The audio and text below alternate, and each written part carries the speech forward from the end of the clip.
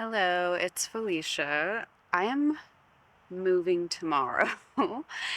I just wanted to talk a little bit about, I guess, manifesting my dream house, kind of, because I feel like it was such a topic of, I don't know, I really hinged so much of my worth on this very thing. And it's just wild how it all happened. It's something I talked with my coach a ton about.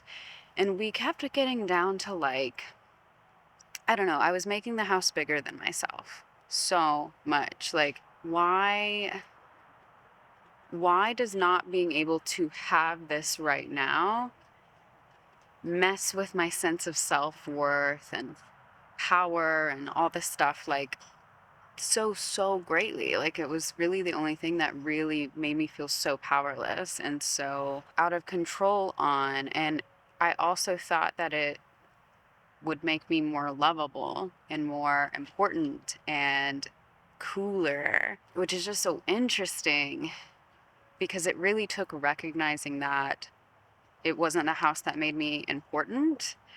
And it never will be. Like, it's me who makes me important. Like, if I didn't live there, my friends would not go there to see me.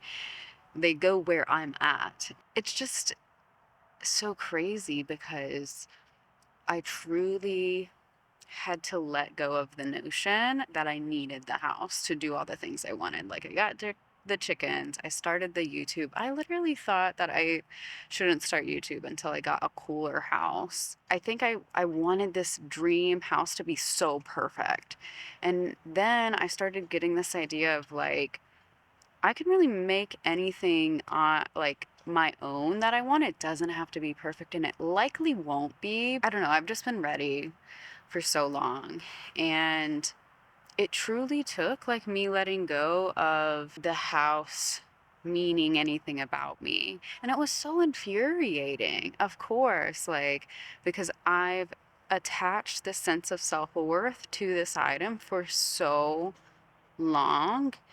And I truly, like, I don't know, it was just so hard to let go. And then genuinely, like, maybe a month after I truly let that notion go and did everything I wanted to do, that I thought I had to have a bigger house to do or a better countryside, like whatever, I was driving down an area that some of my friends live at. And it was near like a childhood horse farm that I remembered that I went to every summer. And I drove on that specific road, and I was just driving around. I wasn't even like super like, I have to move right now. I think at this point I had really let it go and just let it be like a bubbly dream and not, this has to happen, or I am worthless, unlovable, like less important, X, Y, and Z. And so I was just driving around and was like, oh, this street would be so cool, but I really doubt it'd be in my price range. All these houses, I really doubt anyone would ever even leave here because of how magical this area is to me. And probably a lot played with the nostalgia of the area of going there as a kid. And then I saw this butterfly, which sounds so crazy, but I swear, I'm sure there's signs for everyone. It's like when things are weird. I probably saw butterflies all the time, but this day it felt different. And I checked Zillow and immediately zoomed to this street because I was just like, no, no other place like but this one right now. Like, that's where my heart's set, if I were to move. And lo and behold, there was a house for sale in my price range. Went to check it out. Just fit so many boxes. Everything I vaguely disliked about the house was so fixable. I also, and this is why I wanted to record this now, because I don't want to forget the fact that after that, I got told that I couldn't get a conventional loan because I'm self-employed and I'd been in business more than 2 years, but I don't know, it was just some things weren't working out. They told me, no, you can't get a conventional loan. And I just felt so blindsided because I had been pre-approved before, and it was just something about the last two tax years next to each other. I don't know, it was really stressful, but then I was looking at other options and I kept saying this or something better. So if this doesn't work out, I just know something better is on the way. And I definitely still spiraled into, like, definitely when they told me no, I had that, like, my power is being taken from me, and that's what's causing me fear and panic, and not, I don't get this house. So it was like meeting that with, like, but I do have power, and like, this isn't the only loan company, and I can call around, and I did. I did call around, and just the interest rates for other, like, it was just crazy because there's other types of loans you can get if you're self-employed, but I just wasn't liking the monthly number. I was like, okay, yeah, that's not exactly comfortable with me. Like, this or something better. I guess this didn't work out. I'll let it go. And literally, I kid you not, an hour after, mentally, I was like, yeah, that house isn't going to work out. A little sad, but it's fine. That just means something better is on the way. Um, the original lender called me and said, I figured out how we can get you a conventional loan and make it work. And I was just like, okay, art of letting go and receiving, and letting go and receiving. It was all about not needing it to happen. I think when you need it to happen, every other time I've tried to get a house, oh, it's so frictiony. And not that that wasn't friction, but I met the friction with, like, oh, what's truly going on? What's up, guys? Like, what's truly going on? Oh, someone has triggered, like, this powerlessness, but that's okay because they're not right. Like, that's not true. I do have power. I can figure it out. Like, it was just really getting down to the root of whatever feeling was being triggered and meeting it and letting it know that it's safe and it's okay and everything's going to be fine. And then everything being fine and working out.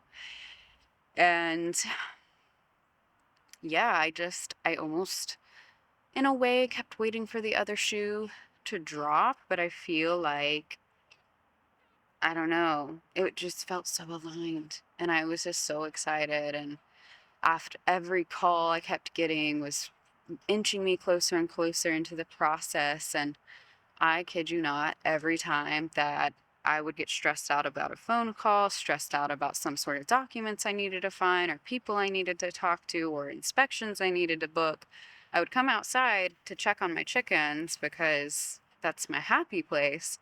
And that same like, at least the same kind of butterfly from the original video when I originally, like, saw this, would be out here with me. Like, literally only after I would have these really intense calls specifically about the house.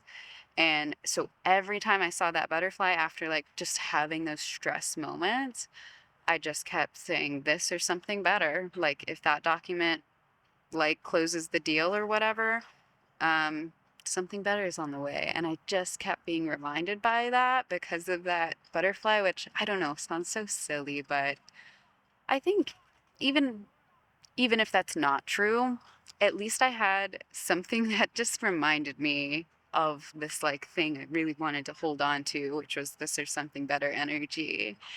And to get to the point where it's like, oh, it's this? You mean this is the something better? That, like, crazy. And I know at the end of the day, it is not the house that makes me important or cool. Like, I mean, I'm gonna go close tomorrow, and if something doesn't work out, I would have to unpack all of the stuff I've packed, but honestly, I'd be fine. I don't I'm not as attached as I once was, and I just really couldn't get that for a long time. And I just really thought that everything was bigger than me, and it was so empowering to recognize that it wasn't bigger than me, and that no matter where I'm at, I'm still lovable, important, valuable. I know I keep repeating this, but this is truly the lesson I had to learn for any of this to happen in the way that it did. And ah, it's just it's just insane, honestly. But I've got to go eat and finish packing. I'm probably like 80% packed. Um, and we're moving tomorrow, but we don't have a huge deadline, so I'm not too worried about it, but I do have cleaners booked for this house for next week and such, so I want to get on it. So by the time you're hearing this, I probably already moved, but I can't wait to like just share and document and like also in hindsight, I couldn't have known this, but I like started YouTube and got to document the last few months at this place. Like, I feel like that's so special and it's going to be so cool to look back on.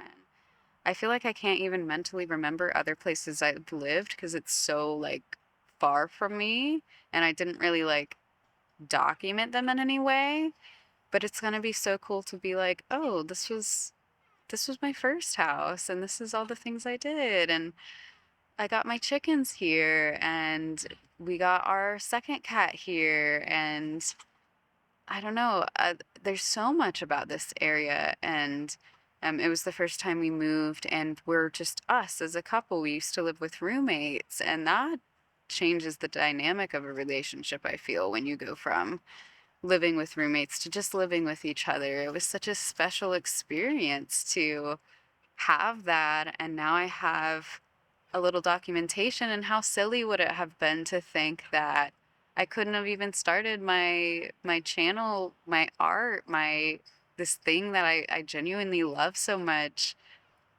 because I didn't have a cooler house? Like, that's so absurd to think that that's genuinely what I thought for so long and what was stopping me, but it was never bigger than me. And I'm just so excited and like wanted to put a pin on this moment of like, this is the last evening in this house. And I just know I've gone through so much here. And I'm so excited for the next chapter, truly. Um, so, on that note, I'm gonna go before I get any more nostalgic, emotional. But yeah, I'm so excited and oh, it's just all so perfect. And I'm so glad I'm letting it be so good.